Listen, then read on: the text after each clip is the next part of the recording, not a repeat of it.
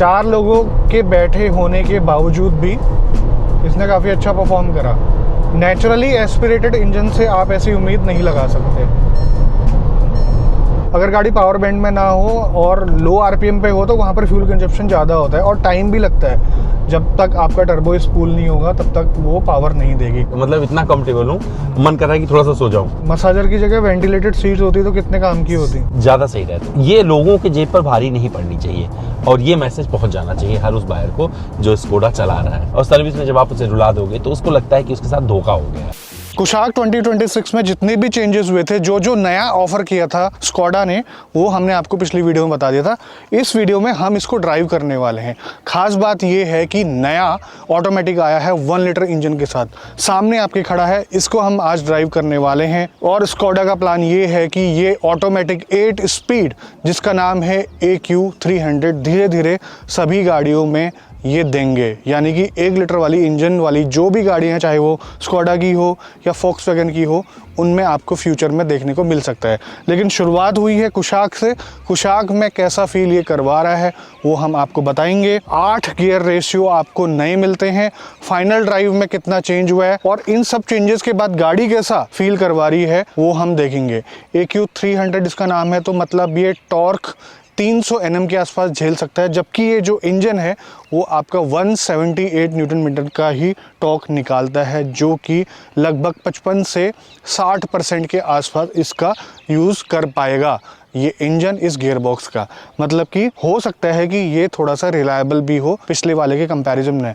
पिछला वाला भी अच्छा था, उसमें भी ठीक ठाक फ्यूल एफिशिएंसी आती थी, चलाने में वो भी काफ़ी अच्छा था। इस 1 लीटर इंजन का अगर आप मैनुअल चलाएंगे उसमें टर्बो लैग फील होता है, लेकिन पिछले वाले टॉर्क कन्वर्टर में थोड़ा कम हुआ था। अब इसमें कैसा फील करवाएगा वो देखेंगे। आ जाइए, चलते चलते बात करते हैं। बहुत सारे इनपुट आपको इस वीडियो में मिलने वाले हैं और साथ के साथ हमें एसी का परफॉर्मेंस भी टेस्ट करना है इस गाड़ी का, क्योंकि कंप्रेसर नया आया है और नए कंप्रेसर के साथ मुझे लगता है कि एसी बढ़िया से काम करेगा। एसी अगर बढ़िया से काम करेगा तो उसमें आप अपनी गाड़ी में रख सकते हैं इन्वॉल्व 1 का सिट्रस, जिसकी वजह से आपकी गाड़ी के अंदर आपको लेमन टाइप की फ्लेवर या फिर फ्रेगरेंस आपको मिलेगी, जिसकी वजह से गर्मी में आपको राहत मिलने वाली है। और ये स्पिल प्रूफ भी है और काफ़ी लंबा भी चल जाता है। और हम अपने अमित भैया को ये गिफ्ट के तौर पे दे रहे हैं। अभी हम इस गाड़ी में यूज़ करेंगे, फिर आप अपनी जिम्नी में लगाना। ठीक है भाई, है ना। और आपको परचेज करना है, डिस्क्रिप्शन में मैंने लिंक दिया हुआ है, QR कोड आपको यहाँ पर दिखाई देगा। और इनके बहुत सारे टाइप के परफ्यूम आते हैं। जी भैया, बहुत बढ़िया भैया, लगा के देखूंगा। हाँ, नींबू हो जाए। पावर फिगर वगैरह आप सबको पता है 1 लीटर के, फिर भी मैं आपको याद दिला दूं, 178 न्यूटन मीटर का टॉर्क और 115 PS की पावर। डी मोड मैंने डाल दिया है और इसका क्रीप मोड काफ़ी स्ट्रॉन्ग था पहले भी और अभी भी स्ट्रॉन्ग है। अब गियर शिफ्टिंग देखते हैं। अगर आप सिटी में गाड़ी चलाते हैं तो आपको ये कैसा फील करवाएगी। अभी हम गाड़ी में 4 लोग बैठे हुए हैं, हमारे अमित जी और पीछे 2 लोग और हैं। मतलब गाड़ी पूरी लोड के साथ है और बूट खचाखच भरा हुआ है साथ में। अब स्टॉप गो ट्रैफिक में अगर आप इसको चलाएंगे तो ये पहले से ज़्यादा स्ट्रेस फ्री मुझे फील हो रही है। मान लीजिए बम्पर टू बम्पर ट्रैफिक में आपको गाड़ी चलानी पड़ रही है और आप 0 से पिक करते हैं, फिर आप ब्रेक मारते हैं, फिर आप इंतज़ार करते हैं, फिर आप गाड़ी को उठाते हैं 0 से, तो वो चीज़ इसमें काफ़ी अच्छी फील हो रही है। अब शिफ्टिंग कैसे करेगी वो हम देख लेंगे अभी। हालांकि स्कोडा ने हमें गियर रेशियोज़ वगैरह ऐसा कुछ खास बताया है नहीं, बट हाँ उन्होंने ये कहा है कि परफॉर्मेंस और माइलेज उसमें इम्प्रूवमेंट मिलेगा। कैफे नॉर्म 3 आने वाले हैं 2027 में, उसकी तैयारियां अभी चल रही है। बाकी ये जो डिस्प्ले है, ड्राइवर डिस्प्ले, पहले से ज़्यादा अच्छी लग रही है। गाड़ी का फील अच्छा है, गाड़ी की चौड़ाई अच्छी है, लेकिन बाहर से गाड़ी आपको देखने में छोटी लगेगी, हाइट कम है। फिर भी मेरे जैसे लोगों के लिए भी सफिशेंट स्पेस है। अगर मेरे जैसे आगे 2 बैठे हैं, मतलब अमित जी की भी हाइट अच्छी खासी है, 6 फीट से ऊपर ही होगी आपकी। 6 प्लस क्लेम करते हैं। हाँ, तो पीछे जो है 5.5 फीट के 2 व्यक्ति बैठे हुए हैं, उनको भी अच्छा कंफर्ट मिल रहा है। लेगरूम वगैरह कोई भी दिक्कत वाली बात यहाँ पर नहीं है। और रही बात एक्सेलरेशन की, अगर आप लाइट फुट से चलाने वाले इंसान हैं तो ये काफ़ी अच्छे से, प्यार से काफ़ी उठ रही है ये गाड़ी और सडन रिस्पॉन्स मिल रहा है। जो टर्बो लैग वाली समस्या इसमें पहले थी, मतलब मैनुअल में थी, थोड़ा सा कम हुआ आपका 6 स्पीड वाले टॉर्क कन्वर्टर में, लेकिन इसमें वो चीज़ मुझे फील नहीं हो रही है। जहाँ पर मैं पेडल दबा रहा हूँ उसके तुरंत बाद मुझे रिस्पॉन्स मिल जा रहा है। स्ट्रेस फ्री चल रहा है इंजन, स्लो स्पीड में खासकर। गाड़ी धीरे धीरे करके 80 की स्पीड में पहुँच गई। अब मैं पैडल शिफ्टर का यूज़ करके देखना चाहूँगा कि ये सबसे टॉप गियर में, यानी कि 8वें गियर पे, जो कि यहाँ पर शो कर रहा है M8 आप देख सकते हैं, उसमें 100 की स्पीड में कितने RPM पे भी जाती है। थोड़ी देर के बाद D में अपने आप आ गई है 100 की स्पीड। और यहाँ पर मैं क्रूज़ एक्टिव कर देता हूँ। Correct 2000 RPM। और मैं मैनुअल में भी डाल के दिखा देता हूँ कि ये 8वां गियर लगा हुआ है इस गाड़ी में, 8th गियर। और पिछले वाले से अगर मैं कंपैरिजन करूँ तो वो इससे नीचे चलती थी, मतलब कि वो 1800 के आसपास, 1800 या 1850 RPM के आसपास चलती थी। और इनकी मैनुअल चलती है आपका 2200 RPM के आसपास, 6th गियर में 100 की स्पीड। अभी आप इंस्टेंट फ्यूल इकोनॉमी आप देख पा रहे हैं, यहाँ पर आपको डिस्प्ले में दिख रही होगी बड़ी बड़ी। 4 लोग हम बैठे हैं, दिल्ली मुंबई एक्सप्रेस भी ये है, 100 की स्पीड में गाड़ी क्रूज़ कर रही है। तो आप देख सकते हैं कितना ये जा रहा है। मैक्सिमम 21, और थोड़ी बहुत चढ़ाई आ रही है तो 13 to 14 ये आपको दिखा रहा है। तो आप इससे अंदाज़ा लगा सकते हैं कि लॉन्ग ड्राइव में अगर आप इस गाड़ी को चलाते हैं तो कितना एवरेज आपको निकाल कर दे। ऑन एन एवरेज अगर आप 100 की स्पीड में क्रूज़ करते हैं इस गाड़ी को हाईवे पे, तो ये गाड़ी आपको 17 के आसपास का एवरेज दे सकती है, अगर आप ज़्यादा फन नहीं करते हैं गाड़ी के साथ। और सबसे अच्छी बात हैंडलिंग, उसमें ना तो इन्होंने कुछ अपग्रेड करा है ना ही डाउनग्रेड करा है, वैसी ही है जैसे आपको पहले मिलती है। सस्पेंशन वगैरह वैसे ही हैं, हाई स्पीड को सपोर्ट करते हैं। अगर आप कंपैरिजन की बात करें, आजकल ज़्यादा लोग काइलैक ले रहे हैं, काइलैक से थोड़े से ये फर्म साइड में, यानी कि हार्ड साइड में, जिसकी वजह से काइलैक से अच्छी स्टेबिलिटी इसमें है, लेकिन कंफर्ट काइलैक में ज़्यादा है। ये आपको रेफरेंस दे रहा हूँ मैं। रेफरेंस के मामले में बाकी जो गाड़ियाँ हैं सेगमेंट में आती है, अगर उनसे कंपैरिजन किया जाए तो हैंडलिंग, हाई स्पीड स्टेबिलिटी के मामले में ये सबसे आगे है आज की तारीख में। कुछ दिनों के बाद हम डस्टर चलाने वाले हैं, उसका अभी से हम नहीं कह सकते। बहुत प्यार से चल रही है। 2000 RPM पेट्रोल इंजन के लिए ठीक ठाक होते हैं, और ये इंजन है छोटा, तो 2000 RPM सफिशेंट है। मतलब स्कोडा ने कोशिश ये करी है कि अच्छे से अच्छा, मतलब ऑप्टिमम माइलेज के साथ साथ ऑप्टिमम परफॉर्मेंस हम निकाल पाएँ इस गियर बॉक्स की वजह से। शिफ्टिंग बहुत स्मूथ हो गई है, और ये मतलब जो पीक RPM पे लेकर नहीं जा रहा है, तुरंत गियर शिफ्ट कर दे रहा है, और साथ के साथ पावर बैंड में रख रहा है, जो अच्छी बात है। अगर गाड़ी पावर बैंड में ना हो और लो RPM पे हो तो वहाँ पर फ्यूल कंजप्शन ज़्यादा होता है, और टाइम भी लगता है। जब तक आपका टर्बो स्पूल नहीं होगा तब तक वो पावर नहीं देगी। 1 लीटर का इंजन गाड़ी पे लगा हुआ है, पूरा खेल है टर्बो का। टर्बो ने ही सारी पावर को संभाला हुआ है, नीचे पावर नहीं है जब तक टर्बो स्पूल नहीं होता है। तो अब ये गियर बॉक्स क्या कर रहा है, पावर बैंड में रख रहा है, सीधी सी बात ये है। और ऐसा नहीं है कि 8वां गियर आपको कुछ ज़्यादा एडवांटेज दे रहा है पुराने वाले के कंपैरिजन में, जबकि RPM थोड़े से बढ़ चुके हैं 100 की स्पीड में, आप देख पा रहे होंगे। लेकिन यहाँ पर जो आप इंस्टेंट फ्यूल इकोनॉमी देख रहे हैं, तो ये मेरे को सही लग रही है। और 4 लोग हैं, मजाक नहीं है, गाड़ी फुल लोड में है। गियर बॉक्स को हम डाल देते हैं स्पोर्ट्स मोड में, ठीक है। यहाँ पर आप देख सकते हैं S1 मेंशन हो गया। हम इसका एक्सीलरेशन चेक करना चाहेंगे, तो ट्राई करते हैं। व्हील स्पिन,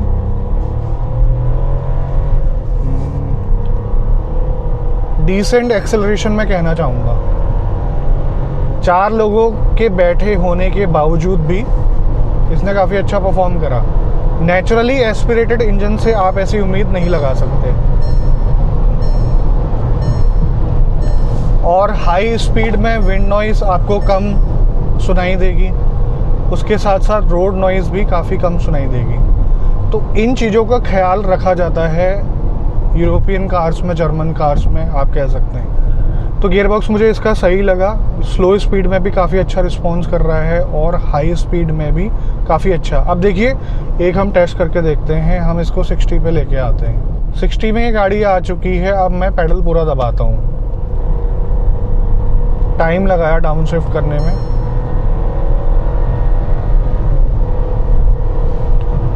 शिफ्टिंग काफ़ी स्मूथ है, आपको पता नहीं चलेगी, आप काउंट नहीं कर पाओगे कि कौन सा गियर चल रहा है, कौन सा ये शिफ्ट करने वाली है या कर चुकी है। जब आप यहाँ पर स्पोर्ट्स मोड में डालेंगे गियर बॉक्स को, यहाँ पर काउंटिंग आती है, यहाँ से आप पता कर पाओगे। अगर मैं इसको डी में डाल दूंगा तो कोई भी मेरे को गियर के बारे में यहाँ पर पता नहीं चलेगा। तब आप कैसे भी इस गाड़ी को चलाइए, आप सीमलेसली चला पाएंगे, आपको नहीं मालूम चलेगा। शिफ्टिंग इतनी स्मूथ है इसकी। हालांकि आप गाड़ी की आवाज़ से ज़रूर पता कर सकते हैं, लेकिन कोई जर्क नहीं है, कोई फील नहीं है। अब बात करते हैं प्रैक्टिकलिटी की। उसमें कोई भी चेंजेस नहीं हुए हैं। पीछे मसाजर ऐड ऑन कर दिया गया है, जिसकी वजह से आपको पीछे वाले पैसेंजर को थोड़ा सा खुश करना हो तो कर सकते हैं आप। और रही एसी की बात, अभी हमने क्लाइमेट कंट्रोल ऑन कर रखा है।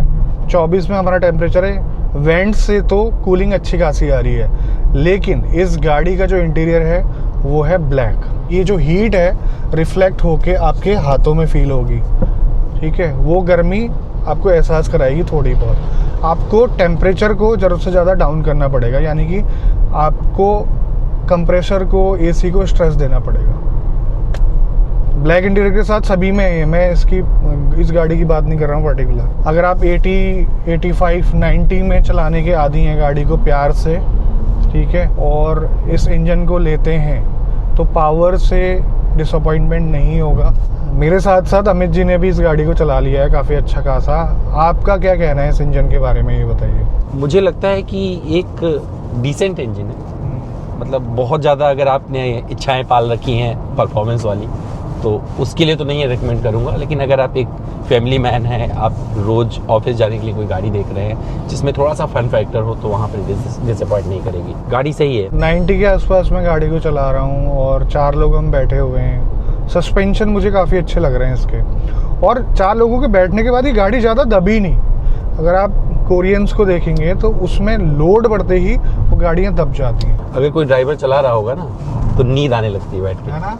जैसे मैं फील, मुझे मतलब इतना कंफर्टेबल हूँ, मन कर रहा है कि थोड़ा सा सो जाऊँ। बट एक चीज़ काफ़ी अच्छी लगी, देखो हम 90 के आसपास थे, यहाँ से मैंने पेडल दबाया, वहाँ से ज़्यादा क्विक था। अगर 60 से कंपैरिजन करें, 60 से जब हमने उठाई थी उसके कंपैरिजन में 90 से ज़्यादा अच्छा फील कर पाया इसमें। हाई आरपीएम पे तो ये बहुत अच्छा परफॉर्म करता है, नो डाउट। स्टीयरिंग फीडबैक आप देख सकते हो, ऐसा कंपटीशन की सेडान में फील होता है। ये गाड़ी की ग्राउंड क्लियरेंस अच्छी है, हाइट अच्छी है, उसके बावजूद भी इतना क्रिस्प है। और ये सारी चीज़ें कोई नई बात नहीं है, ये पहले से है इसमें। और मैं एक और बात बता दूं, जिनके पास ऑलरेडी 6 स्पीड ऑटोमेटिक है वो लोग सोचेंगे कि क्या हमारा ऑटोमेटिक ख़राब है। नहीं, आपका भी बहुत अच्छा है। थोड़े से एडवांटेज इसमें मिले हैं। 6 स्पीड ऑटोमेटिक 1800-1900 आरपीएम पे इस गाड़ी को 100 की स्पीड में चलाता है, और ये 2000 के आसपास चला रहा है। कहीं ना कहीं स्कोडा को ये महसूस हुआ होगा कि छोटा इंजन है, लो आरपीएम पे फ्यूल कंजप्शन ज़्यादा करेगा, हम उसे एक प्रॉपर पावर बैंड में चलाएंगे। ये ही इसके पीछे की थिंकिंग हो सकती है। आपको सीटिंग कंफर्ट कैसा लग रहा है, थाई सपोर्ट वगैरह?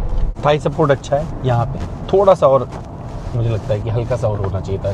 जैसे मेरा पैर है तो यहाँ पे ऐसे, अगर मैं ऐसे कर रहा हूँ तो ठीक है, अगर हल्का सा ऐसे करके बैठ रहा हूँ तो खत्म हो रहा है। बट फिर भी ओवरऑल कंफर्ट है। एर्गोनॉमिक्स वगैरह में कोई दिक्कत नहीं, बैठने में जैसे अंदर आने में बड़ी इजीली आ जा रहा हूँ। रियर सीट पे भी बैठा था मैं, बट रियर सीट पर मैं कंफर्टेबल नहीं हूँ क्योंकि उतनी जगह मिल नहीं रही हाइट की वजह से, और वो सीट थोड़ी अपराइट है। हाँ। तो मेरा वहाँ पे कंफर्ट जा रहा है। तो सिर्फ मसाज के लिए, तो मसाज भी सिर्फ एक फीचर है वो, मतलब ऐसा नहीं है कि आपका स्ट्रेस दूर कर देगा या कुछ ऐसा होने वाला है। एक फीचर है, तो उस फीचर के लिए मतलब कुछ ऐसा कुछ हो रहा है पता चलता रहेगा। मसाजर की जगह वेंटिलेटेड सीट्स होती तो कितने काम की होती? ज़्यादा सही रहता है। ये बोलने वाला था कि अगर उसकी जगह पे ना, अब ये सेगमेंट फर्स्ट करना था तो उन्होंने मसाजर दे दिया, नहीं तो अगर वेंटिलेटेड सीट देते तो मुझे लगता है ज़्यादा लोग खुश होते, जैसे कि सिरोस में आता है। अब सिरोस में वो होने की वजह से मेरे बच्चे मतलब बैठते हैं, उनको बहुत अच्छा लगता है वो गर्मियों में, तो उनको एक मतलब प्रैक्टिकल फीचर है गर्मियों में, मुझे लगता है। अच्छा, आपको क्या लगता है कि इस सेगमेंट का जो बायर होगा